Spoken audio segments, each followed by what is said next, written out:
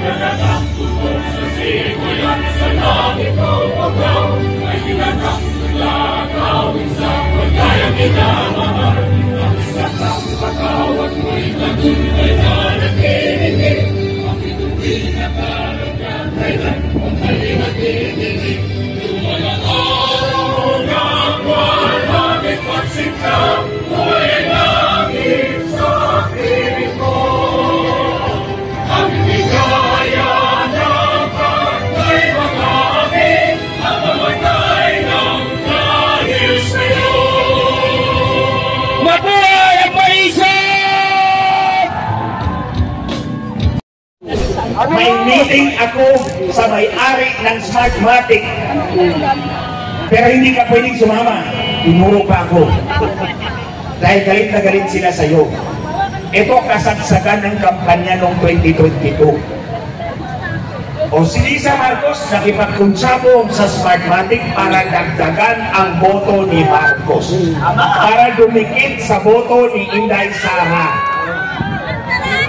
Tapos, nung birthday ni Marcos, sinabi ni Lisa, partner ko siya in everything. So, pati yung daya, kasama si Marcos. Alam niya. O kasi partner in everything sila eh. Pero ito, ikwento ko, iba pa to. Madaraya yan ha. Huwag niyong tawaging presidente yan. Pag dinimand natin na bumaba siya, dapat lang siyang bumaba. Ama! Ay hindi siya totoong halal ng taong bayan. Nung kasagsagan ng kampanya, nandun ako sa headquarters nila sa Mandaluyong. Yan ang blue na building dyan. Oh, ay may Abalos pala daw yun. Itong palapag yan. Ang level ko, ang security level ko hanggang 6th floor. Si Marcos nasa...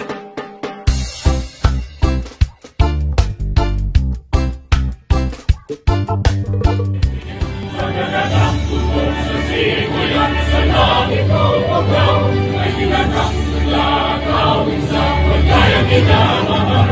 Ang isa kang patawad mo'y naguntay na nakikinig. Ang ituwin na karagyan kailan kung halimakinig. Lumalang araw na walhagit pagsikaw mo'y langit sa piling mo.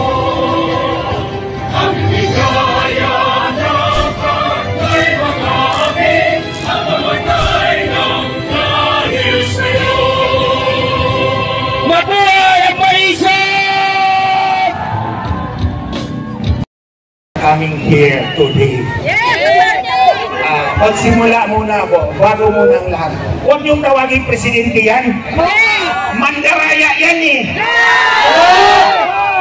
Kaya hindi ko tinatawag na presidente si Marcos dahil ako mismo, testigo, tinaya niya yung eleksyon niya. Ang promotor, sabi pa ni Lisa, partner daw niya in everything. Partner din sa Mandaraya. Sila yung dalawang mag-asawa eh. Natandaan nyo, sinabi ko, inamin ni Lisa Marcos sa harap ko. May meeting ako sa may-ari ng Smartmatic. Pero hindi ka pwedeng sumama. Tinuro pa ako. Dahil galit na galit sila sa'yo. Ito kasagsagan ng kampanya noong 2022. O si Lisa Marcos nakipagkunsabo sa Smartmatic para dagdagan ang boto ni Marcos. Para dumikit sa boto ni Inday Sara. Tapos, nung birthday ni Marcos, sinabi ni Lisa, partner ko siya in everything. So, pati yung daya, kasama si Marcos. Alam niya. O kasi partner in everything sila eh. Pero ito, ikwento ko, iba pa to. Madaraya yan ha. Huwag niyong tawaging presidente yan. Pag dinimand natin na bumaba siya, dapat lang siyang bumaba. Ama! Ay hindi siya totoong halal ng taong bayan. Nung kasagsagan ng kampanya, nandun ako sa headquarters nila sa Mandaluyong. Yan ang blue na building dyan. Oh, ay may Abalos pala daw yun. Itong palapag yan. Ang level ko, ang security level ko hanggang 6th floor. Si Marcos nasa 7th floor. Hanggang 6th floor ako. Kahit saan, kahit anong palapag, pwede ako pumasok. up to 6th floor. Si Marcos doon nagtatago sa 7th floor. Sila lang doon. Minsan may isang doktora, tinawag ako doon sa parking lot, bumaba ako doon. Ang sinabi niya, attorney, may NBI agent ako na gusto makipagkita kay Bongbong. Ito yung tumulong sa kanya na itago yung pagdawin sa kanya ay na itago siya doon sa isyo ng Napoles. So ibig sabihin, si Marcos ay kasama doon kay Napoles. Oh, tinago ng NBI agent na yun yung involvement ni Marcos sa kay Napoles, sa scam ni Napoles. Kaya Marcos, huwag kang magmalinis. Oh, Napoles pa lang, dawit ka na doon. Tapos ito dito kayo sa flood control. Di ba ikaw ang Pangulo? Ikaw ang nandyan nakaupo sa Office of the President. Ayoko talagang tawagin doon. Magdaragan ako ng Pangulo. Ang budget ay dumadaan sa iyo. Ikaw ang may final say. Pipirmahan mo para maging batas o hindi. Pinirmahan mo yung mga flood control projects na yun. Pananagutan mo, Mr. Marcos. O, pananagutan mo yan. In fact, pinagyayabang mo. May 5,500 flood control projects ka. Tapos, pinaha agad. Hindi ba pumasok sa isipan mo, sa kukuti mo? Something must be wrong. Bakit pinaha tayo? Nag-gout sining sa Marcos. Ito mga kababayan, ito flood control para sa inyong kalaman, hindi lang ito ang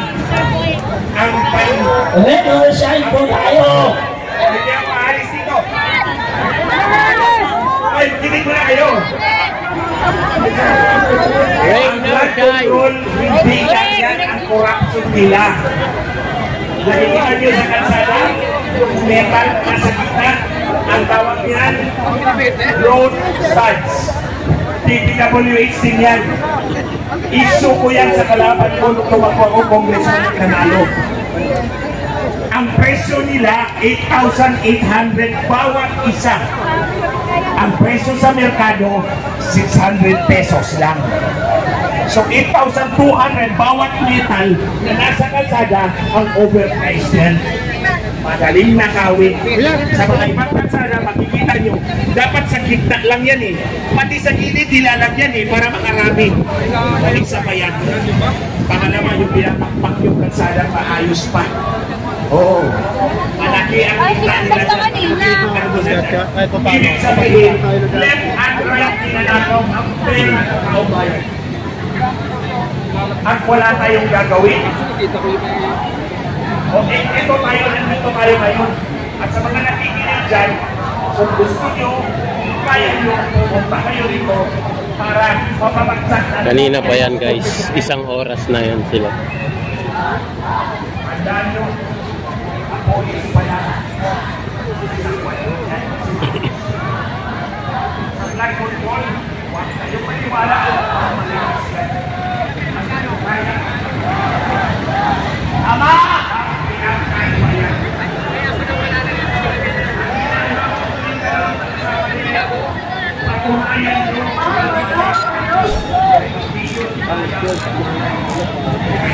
Ayan na guys ang ulan. Ang lakas ng ulan. Ayan o.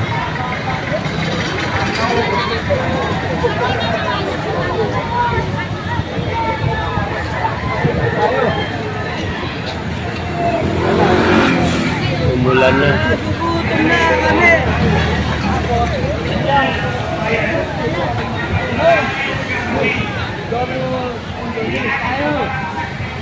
Ayan na ang ulan guys, ang lakas ng ulan.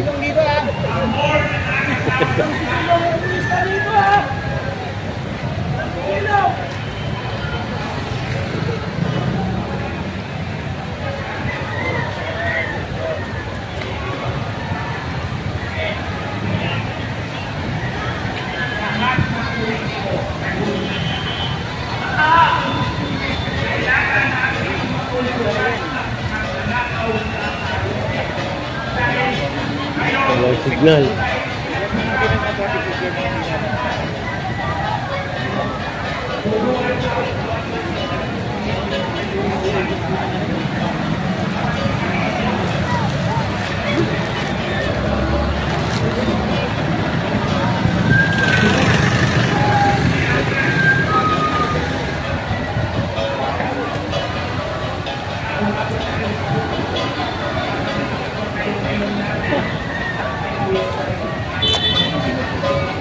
Babasa tayo.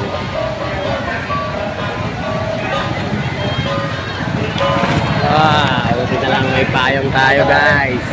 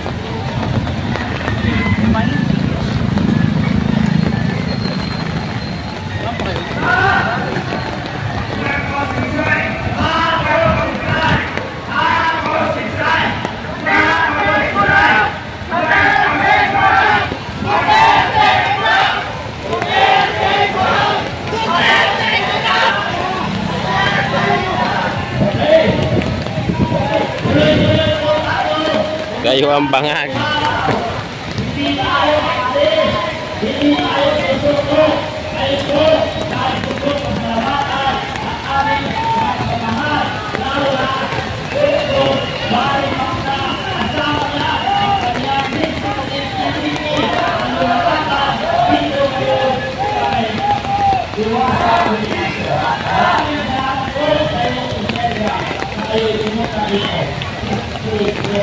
Kahit umuulan, guys, lakas ng ulan.